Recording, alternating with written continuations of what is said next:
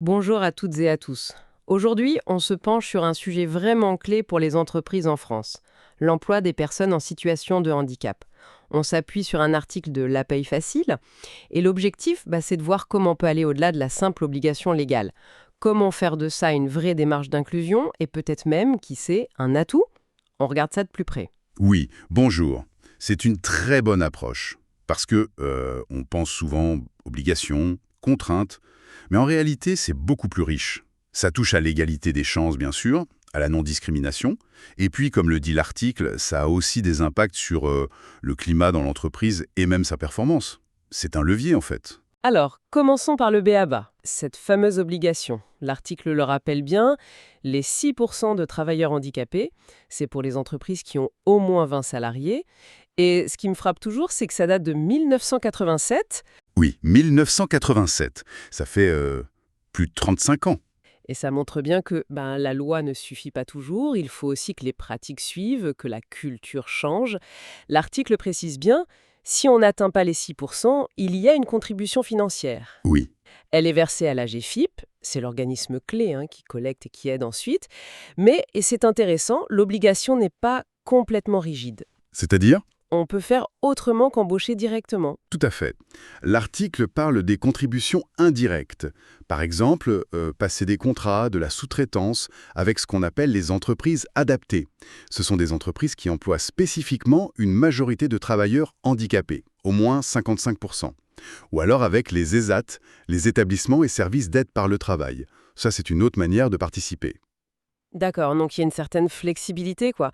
Mais l'article, j'ai l'impression, pousse quand même beaucoup vers l'emploi direct et il insiste sur les aides qui existent. C'est quoi ces aides concrètement? Oui, l'accent est mis là-dessus, sur coolement faciliter l'embauche et surtout le maintien dans l'emploi. La GFIP, justement, propose pas mal d'aides financières. L'article cite, par exemple, l'AIAPPH. Bon, derrière cet acronyme un peu barbare, c'est l'aide à l'accueil, à l'intégration et à l'évolution professionnelle. Ça peut financer un accompagnement, par exemple.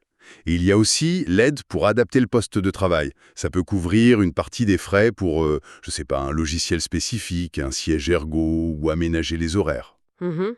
Donc des aides pour lever les obstacles matériels ou financiers. Mais j'imagine que l'intégration réussie, ça ne se résume pas à ça. Ah non, certainement pas. Et l'article le souligne bien. Il met en avant trois piliers essentiels. D'abord, et c'est peut-être le plus important, la sensibilisation des équipes. Pour changer les regards, casser les préjugés. Oui, fondamental. Ensuite, l'accessibilité. Pas juste les rampes d'accès, l'accessibilité numérique aussi, les logiciels, les sites intranet. C'est vrai, on y pense moins. Et enfin, un accompagnement vraiment personnalisé, pour la personne qui arrive, mais aussi pour son manager, pour l'équipe.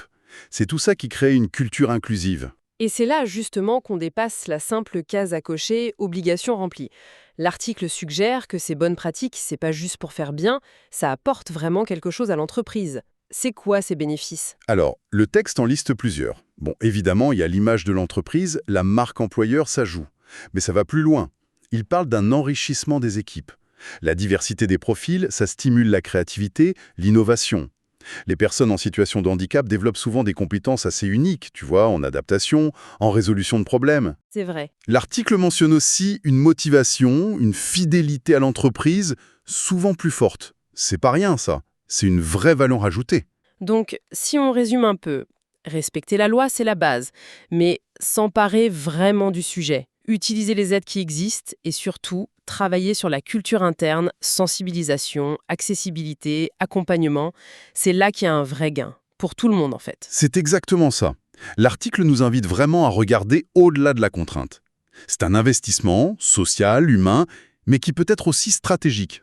Bien sûr, ça demande un vrai engagement qui vient d'en haut, la direction, et qui se diffuse partout. C'est pas toujours facile, mais ça vaut le coup. Et pour terminer, peut-être une question pour réfléchir, qui prolonge un peu ce que dit notre source. Si les entreprises jouaient le jeu plus largement, plus sincèrement sur cette inclusion, quel impact ça pourrait avoir, au-delà des murs de l'entreprise, sur la perception du handicap dans notre société en général?